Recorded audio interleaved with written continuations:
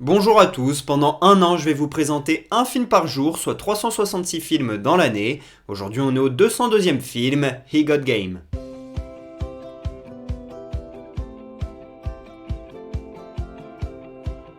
He Got Game est un film sorti en 1998 réalisé par Spike Lee. Ça raconte l'histoire de Jesus Shuttleworth qui est au lycée à New York et il va devoir faire un choix très important, celui de son université future. Alors c'est pas une grande tête qui vient d'une famille riche, loin de là, il vient d'un quartier très populaire et ce qui peut l'emmener à l'université c'est le basketball parce qu'il est hyper talentueux, c'est le prospect numéro 1 et tout le monde attend sa décision de savoir dans quelle université il va aller et son choix il le fait dans un contexte familial et amoureux très difficile.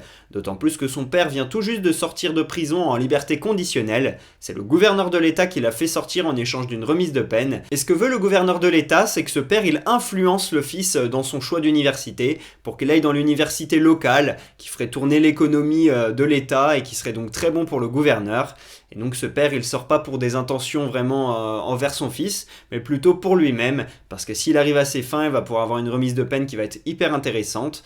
Et donc ce jeune il est interprété par Ray Allen, l'un des meilleurs shooters de l'histoire de la NBA. Et donc là on a un vrai joueur de basket qui joue un rôle de basketteur, donc c'est hyper crédible, parce que quand on le voit enfiler les filoches, c'est réellement un vrai joueur qui est capable de faire ça, c'est hyper plaisant. Et puis son père est joué par Denzel Washington qui ne démérite pas non plus dans le basket, et qui connaît très bien le réalisateur Spike Lee, puisqu'auparavant ils avaient joué dans Mo Better Blues ainsi que dans Malcolm X ensemble. Et par contre je suis assez étonné que ce film n'ait pas bien marché au box-office, seulement 22 millions récoltés pour un budget de 25, donc c'est déficitaire, et c'est assez étonnant parce qu'au fil du temps, ce film il est devenu l'un des plus cultes de l'histoire du basket au cinéma, avec Les Blancs ne savent pas sauter par exemple.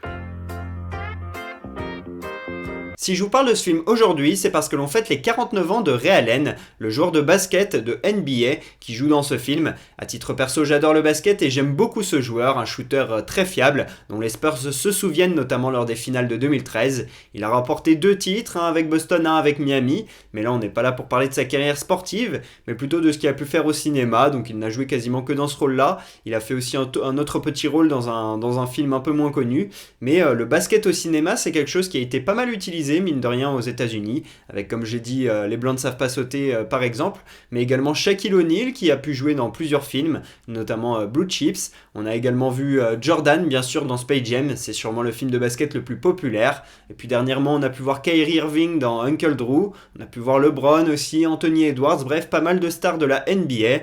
Et à titre perso aussi j'aime beaucoup Y a-t-il un pilote dans l'avion, et dedans on peut retrouver Karim Abdul-Jabbar, une légende du basket. Et aussi je voulais rajouter que Boban Marjanovic a joué dans un John Wick. On voit un géant que Keanu Reeves a beaucoup de mal à battre justement. Et puis on a également Dennis Rodman qui a joué aux côtés de Jean-Claude Van Damme, de personnalités hyper exubérantes, et donc j'aimerais bien voir ça au cinéma. Il faut que je regarde le film dans lequel ils ont joué ensemble.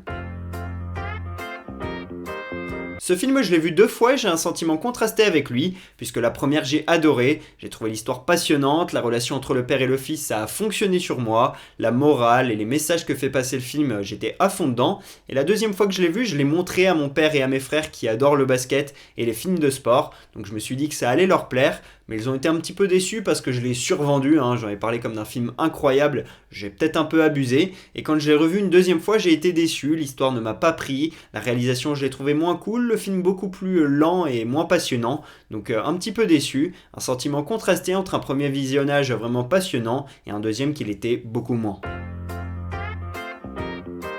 Je mets un 16 sur 20 à ce film puisque le film ne m'a pas eu une deuxième fois et que j'ai été déçu lors du deuxième visionnage. Par contre je mets quand même une bonne note parce qu'il y a de bonnes morales. Il y a une belle scène où le père et le fils à un moment donné s'affrontent au basket dans un match au premier à 11 points et cette scène-là elle est hyper poignante et il y a vraiment de très très belles scènes je trouve. Denzel est toujours hyper fort et Ray Allen vraiment surprenant. Donc voilà, il y a pas mal de choses qui fonctionnent bien au niveau aussi de l'ambiance du New York du quartier populaire. Ça Spike Lee il sait faire, mais pour ce deuxième visionnage je ne peux pas mettre plus que 16.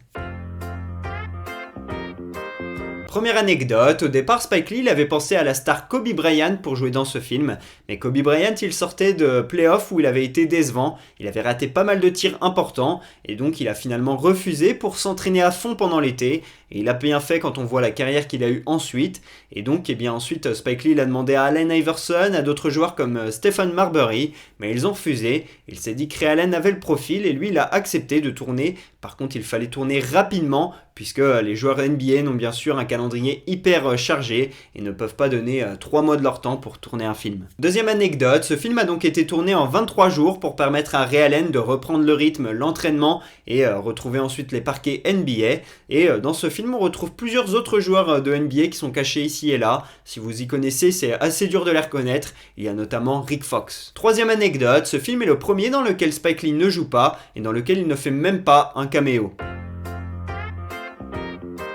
Voilà pour ce 202e épisode d'Un jour un film. J'espère que je vous aurai donné envie de regarder He Got Game. Pour ma part, je vous dis à demain pour parler du 203e film de l'année. Et pour que vous sachiez de quel film on va parler, un petit indice, Femme à tout faire. Dites-moi en commentaire si vous voulez de quel film on va parler. À demain.